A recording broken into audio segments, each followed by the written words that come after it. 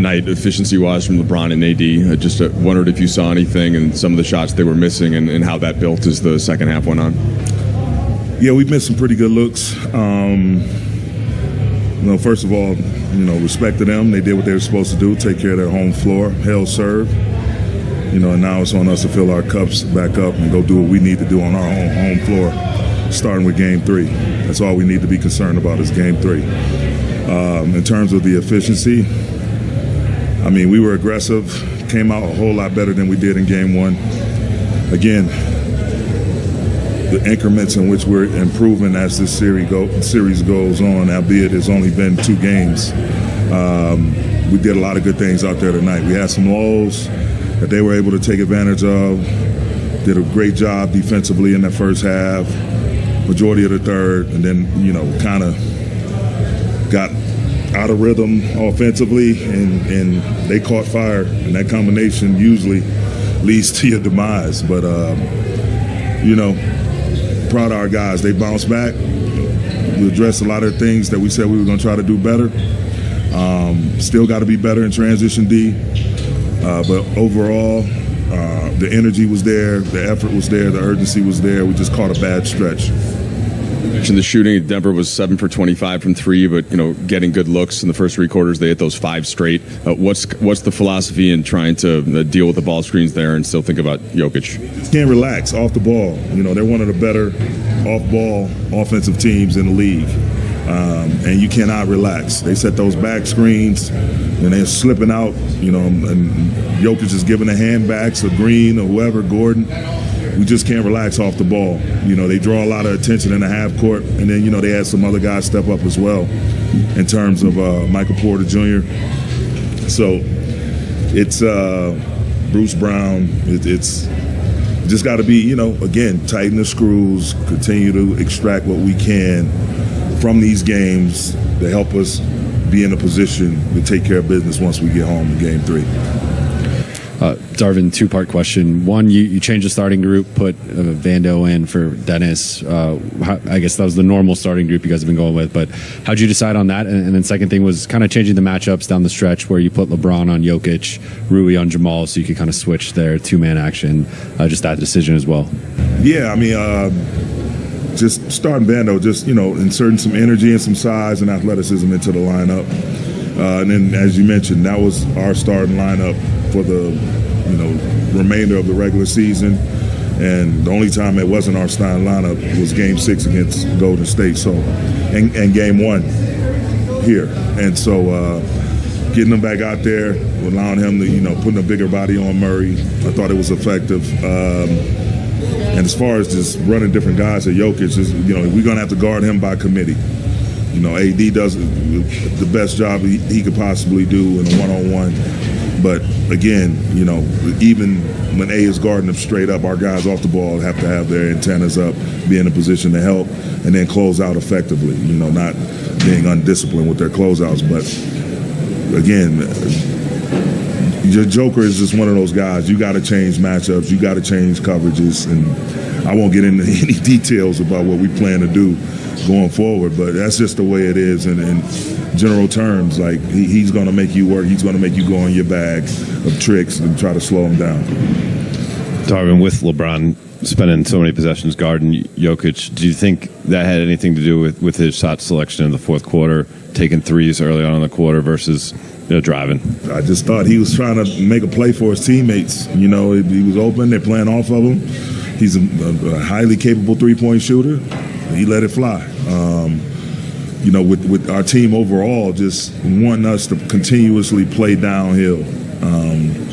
That's something I really, really want to harp on. I think we, went from 16 to 10 free throws in the second half. Like we have to continuously play with aggression.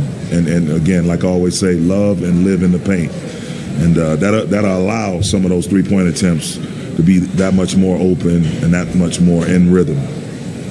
Darvin, along those lines, do you think fatigue factored at all into your team's lack of a downhill sort of attack in the fourth?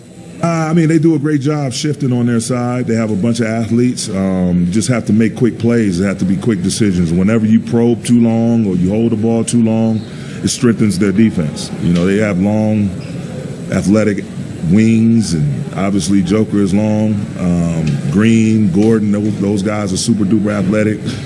Hell, MPJ, Mike Porter Jr., he's 6'11", so we have to just play offense with a pace, both in the full court and the half court. This team's talked a lot about basketball IQ, particularly after the trade deadline. But two mistakes stand out. There was LeBron in transition, kind of going for a reverse and fumbling the ball pretty uncharacteristically, and Dennis's three-point attempt at the end of the third that got blocked and triggered. Do those plays kind of signify like a need for this team to tighten up, and maybe a little bit mentally? You go through the course of a basketball game, and you have unfortunate plays that happen. I'm sure they can pick out some from their side. So it's just, you have to just have things happening during the course of an NBA game, especially a hotly contested one such as the Western Conference Finals, in particular these two teams. And so you just got to have a short memory in terms of when a mistake happens or a miscue or something like that. You got to move on. We've been preaching that since day one, have a next play mentality. And can't, even if you make a shot, you can't stand there, taking a picture with your follow through. You have to sprint back and get ready to play the next possession on defense. So I just chalk it up that I don't see that as being a reflection of our IQ.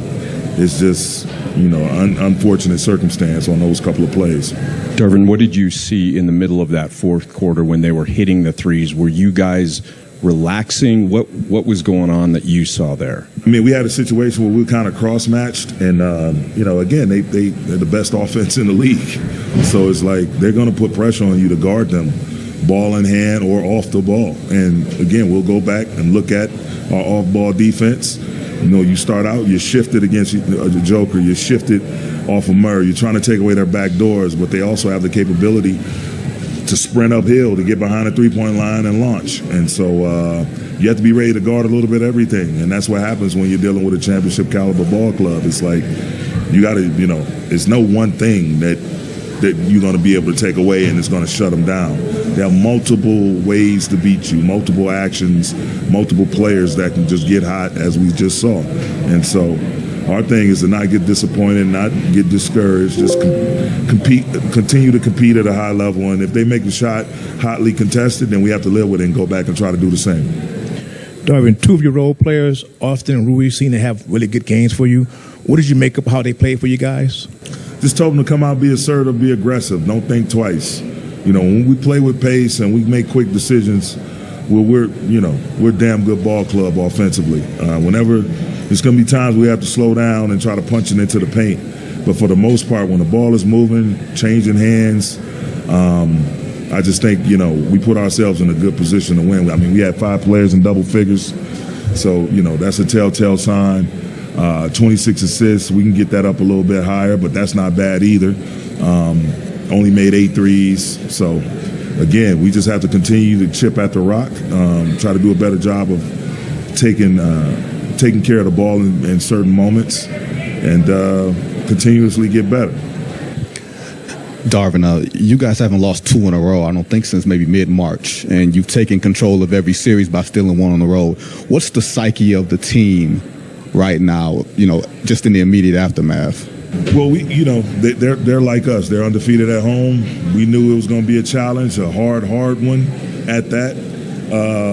And we said it before we even played one game. We got to, buckle in and buckle up, buckle down and buckle up, because this is going to be we plan for this to be a long series. And so, again, hats off to them. They held serve on their home floor, and the more higher the levels you get to, you're going to face much tougher teams. No disrespect to Memphis or Golden State, but this team has been at the top of the food chain for a reason, not just this year, but the last few years. So we definitely got our work cut out for us, but we're going to get better from this, as we always do, and we'll bounce back on our home floor. Coach, what happened to LeBron toward the end of the game, and is there any reason for concern for him physically going into the next game? Really speak on it right now. He's been being evaluated, so we'll see. It'll be hard to keep him out of this mix, though. After the Game 1 loss, you were relatively upbeat. In fact, your last words were, "We'll be all right, trust me." after tonight, you still same optimism? Yeah, it's the same thing. I've been in a lot of these wars, man, both as a player and a coach, and I'm not going to get discouraged. You know what I mean? And you just got to, again, they took care of business on their home floor, and we have to go do the same. But it doesn't matter where you win, because if we'd have won one here, they'd be coming to try to get game 3. So we just got to be prepared to do the same as they just did and protect our home court.